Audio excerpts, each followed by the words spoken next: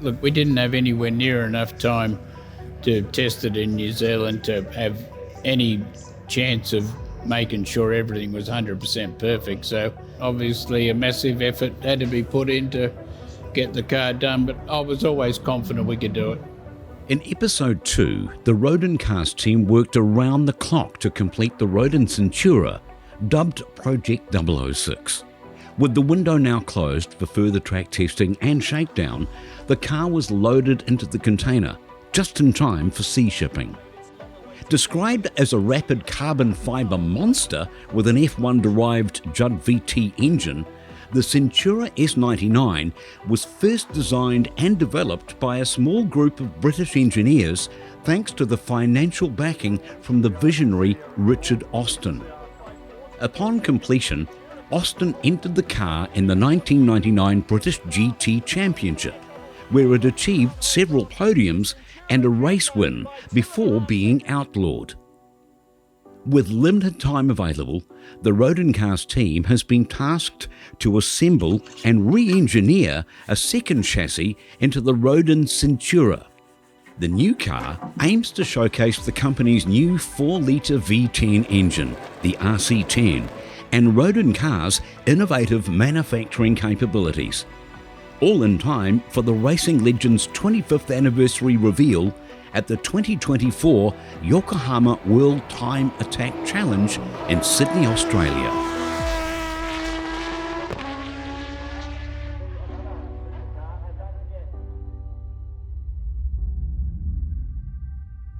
World Time Attack 2024 for Roden was definitely like a massive milestone for us to get there. Something that a lot of us have been looking forward to for quite some time and putting in the hours to get there. The effort to get the car operational has been Herculean and fabulous. We're at that stage where you've got to start working on optimising the speed, which is a completely different, situation. You just look at, where you are, what you've got in regard to that. The real challenge is yet to come in Australia, as only minimal testing has been completed in New Zealand. With limited track time available, the team will need to overcome any technical challenges on the car. With media obligations first taking centre stage in Sydney Harbour to promote the event, it'll be all hands on deck afterwards to prepare the Centura for the week ahead. The ultimate goal is to compete for a podium placing at their first international appearance.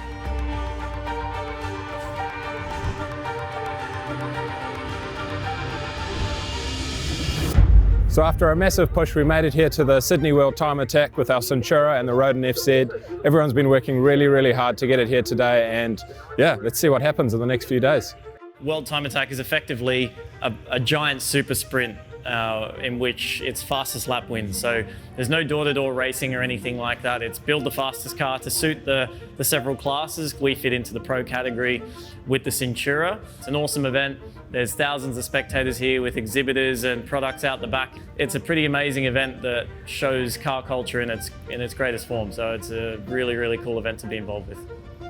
Yeah, so Wednesday we got to do some pre-event practice at the Sydney Motorsport Park, which is basically just continuing shakedown and testing, which we ran out of time for in New Zealand. In the limited testing we did have in New Zealand, we did notice that the oil temperatures were up a bit. After the car had left shipping, we got some stuff together to add an additional oil cooler to the car.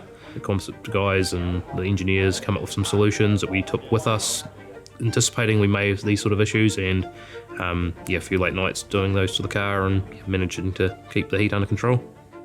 So Wednesday was an open pit lane, so we had Josh there doing a few runs in the car. We learned a few things and made a few changes over the course of the day, and we were pretty well set up for the next day.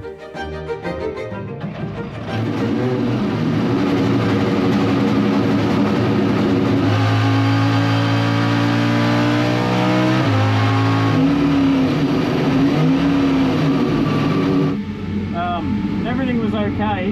It just came up with a fuel pump. Oh, yeah, don't worry about that. It's like a secondary fuel pump warning. Yeah. The brake pedal goes to the floor. Ooh.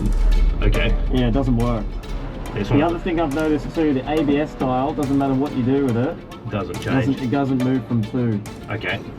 Yeah, so far as what lap times we were doing and stuff, going into it, we really didn't have, or personally I didn't really have any real expectations or knowing any real goals where we were at. Just having the car completed and running and operational was the main focus. So I think when our first flying lap was around a 136 or 37 or something, and that was with still no setup on it for the different tyre size and driver setups. Was pleased to see that the basics of the chassis and all the systems were working well, and just all that setup stuff to go from there. I mean, obviously that's a ways off the record and where the car could be, but for it out of the box, we were pleased that everything was operational.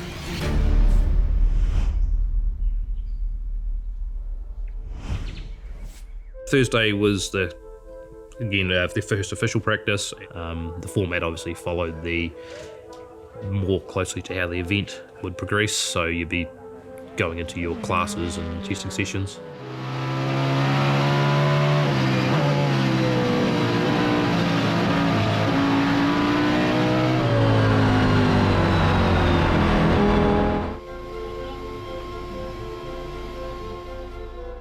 By the end of that second practice day, we'd managed to progress through a bunch of clutch adjustments and brake bleeds, and still it was sort of more setup and shakedown stuff, and we were sort of getting more towards where you'd actually want to be with racing. At the end of Thursday, we had a couple of days testing under our belt. We're starting to feel a little bit more confident in how we were tracking, so we're still anticipating things to be problematic, but we're all starting to feel a bit more comfortable.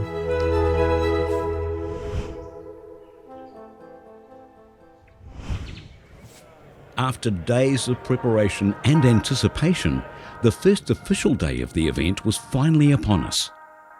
Friday marked the start of the racing at World Time Attack 2024. With clear skies and rising excitement, it's time for the Centura to show what it can do. Friday was actually quite a smooth day. Yeah, that day went really quite well.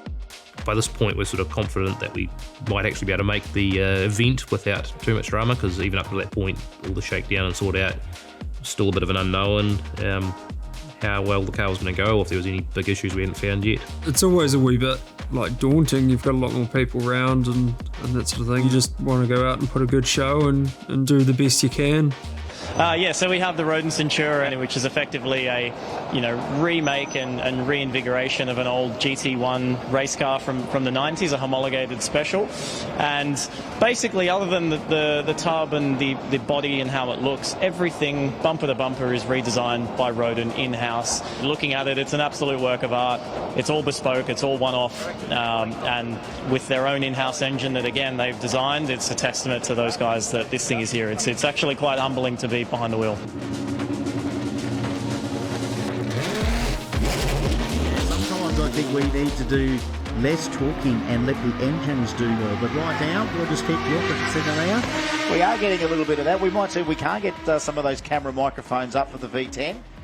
For Friday, the goal was simple: gather as much data as possible, get more confidence in the car, and clock in some solid lap times.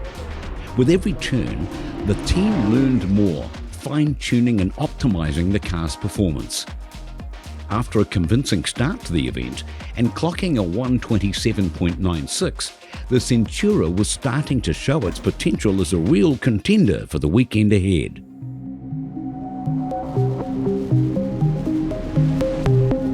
So we effectively landed with the car with no setup in it, tyres straight up and down, nothing. So just a car to make sure it ran. And, to everyone's credit, the car ran near enough faultlessly to the point where we thought, all right, well, let's throw some setup on it to try and produce some time. So, within 4 to 5 circulations of here, after doing a few install out and in kind of deals, we turned the shocks up, cranked some camber into the front, and went about setting some times. So there's many factors obviously that go into getting the one perfect lap. You want, in general, a warm track, but you can get too hot. I mean, you've got to match it to the tyres, and then also the air temperature as well. You often find them morning or evening ones. If you've got the temperature of the track still in a nice place, but the air temperature down, often that's when you get the best times.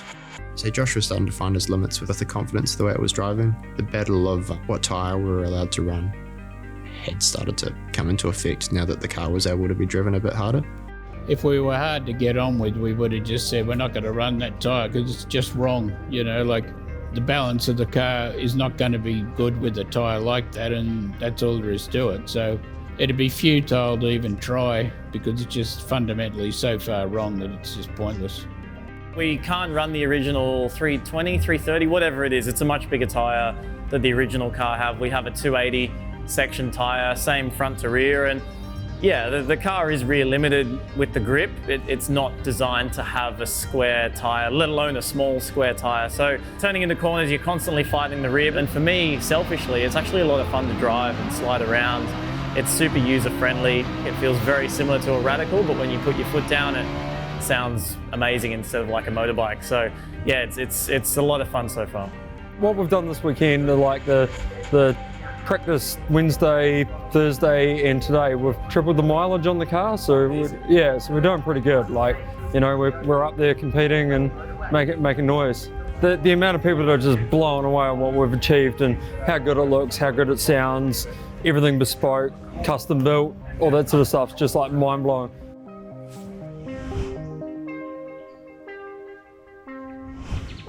For the Rodin Cars team, it's been a long road to this point. Celebrating its 25th anniversary, the Centura has undergone a remarkable transformation, an evolution that showcases both Rodin Cars' engineering prowess and the passion of the team. So we're here at the final day of the World Time Attack. The team did a really, really good job of getting on top of all the problems quite early on yesterday, so they actually managed to get to bed before midnight, have a bit of a rest, and sort of recoup for today's day of racing and hopefully knock another second off the time.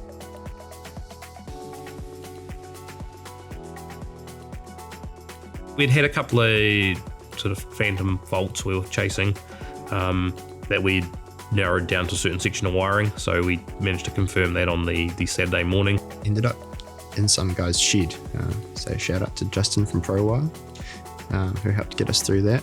We were watching the live stream inside this guy's shed as they were talking about us, which was pretty cool. But yeah, we got back there and slapped the parts back in the car, and it seemed to respond well to it, so got us through the weekend. As the team geared up for the final day of racing, confidence was building.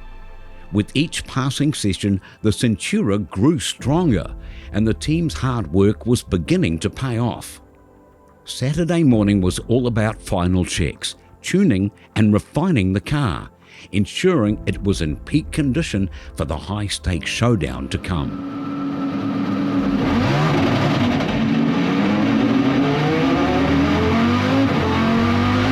Josh Buchan out there giving it a good swing with the Rodin, getting faster and faster. He's got 27 that time. Yeah, 27. He's got 27.960, 28.449. Yeah, Saturday was an awesome day.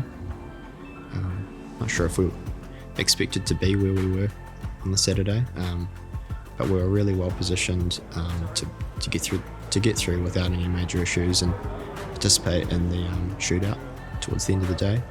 Not doing that midday session, and they had also the pit walk to work in and around as well. We're able to fix a bit of wiring and do a couple other tweaks. The earlier laps brought a mix of highs and challenges, balancing and fine-tuning the car's performance. But now it was ready to show its true potential. The team had made their final adjustments, and all eyes were on track for the elimination session.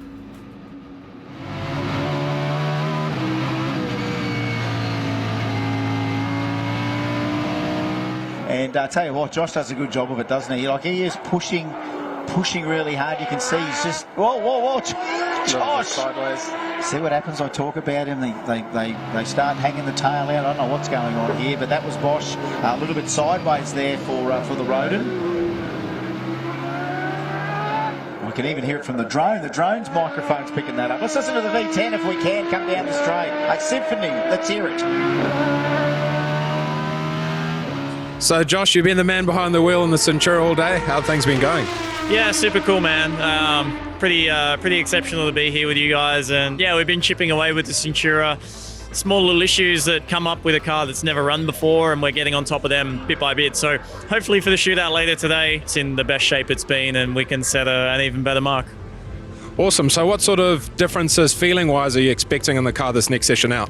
Well, Sydney Motorsport Park traditionally is a track that's very good in the morning or the evening, and it's rubbish for every other time. So I just expect the general grip to be raised.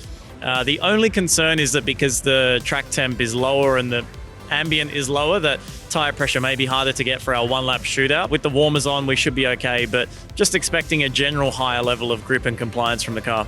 Yeah, so with all the changes we've made just before, how do you think this next run's going to go? Yeah, well, hopefully it goes good. Like that last session was going pretty good, and he was 2 tenths down on his best time so far. That was at the worst time of the day. So hopefully, cool air, got a chance. But honestly, if it just keeps going well and stays in one piece, is what I'm hoping for. The feeling of the car going out for his final run was obviously pretty nerve-wracking for quite a few people for many reasons, and then just to see it go out on the track by itself and everything about the car, everybody just focusing on that was something pretty special. And now it all comes down to this, the final shootout lap. With conditions at their optimal and just one lap to make it count, driver Josh Buchan will push the Centura to its limit. This is what the team has been building towards, a culmination of effort, passion, and the drive to showcase the Centura on the world stage.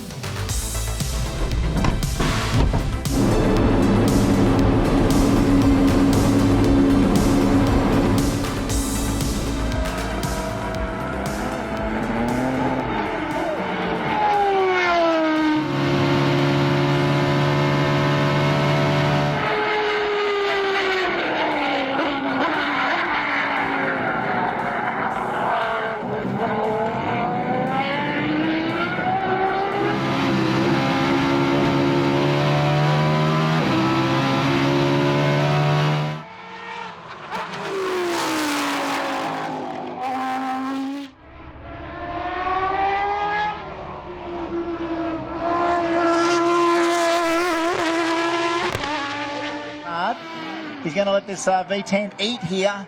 And again, R&D. This is all Rodin R&D. And it's looking spectacular. I love their R&D here. Oh, coming down through 70 to 8 Bosch turn. I'll see if we can hear it coming out of here. One more time down the straight. Joshy. Yeah, mid-engine cars, it's different through turn 8 how to get that thing there. He gave it a bit of mid-apex jandle there just to get the thing around. Let's just hear it sing down the straight one last time.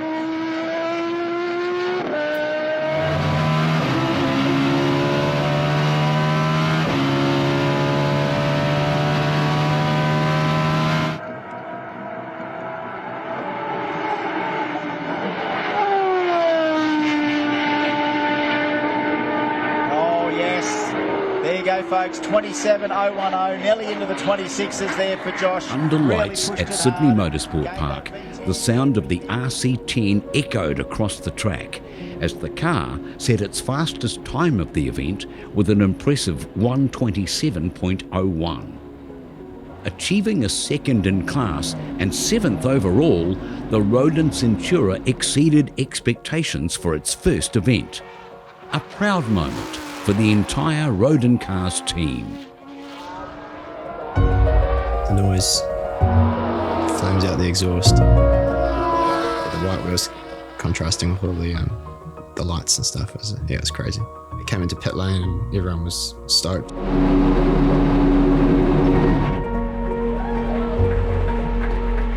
To come away with a second in class, and I believe 7th overall for a very, very, very new car was pretty impressive for us, so stoked. And for the car to finish every lap that it went out and completed was a massive success for us.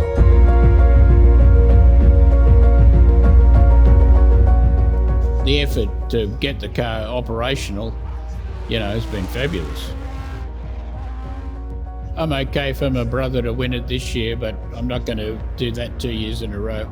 We'd only come back with something that we were absolutely confident would be quicker. Yeah, I'd be happy to do it. I mean, it's really more a matter of whether they'd be happy to accept the car. I mean, I know that some people think that it's all a bit, going in a direction that they don't particularly like, but you're going to get that all the time.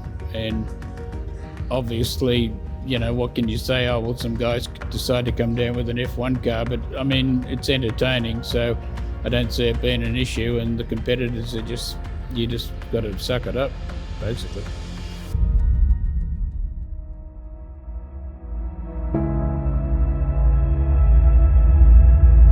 Yeah, the highlight for me probably was just being able to see the car that we put together out on the track going around. Mainly just being able to achieve it the weekend with no major failures or problems is the big highlight for me. That was my career high. We built this car in a relatively short period of time, and we were able to take it to this event that's very dear to me and perform. It was awesome. Dream come true. Setting a goal, like a strategic goal for the company, was the turning point, because we had no way to escape a deadline. It had to be done, otherwise the eggs in our face are going to look pretty silly. If it wasn't for that time pressure or the influence of some of the regulations and stuff that we had to adhere to, it sped us up a lot, and it gave us a clear sense of direction. So yeah, it made a huge difference. I think we should finish the development program on it and get it out there and start displaying it and competing at more events. It'd be cool to go back to World Time Attack. Other international exhibition type events would be awesome. It's really good to get the name out there, and yeah, hopefully we can do well. Yeah.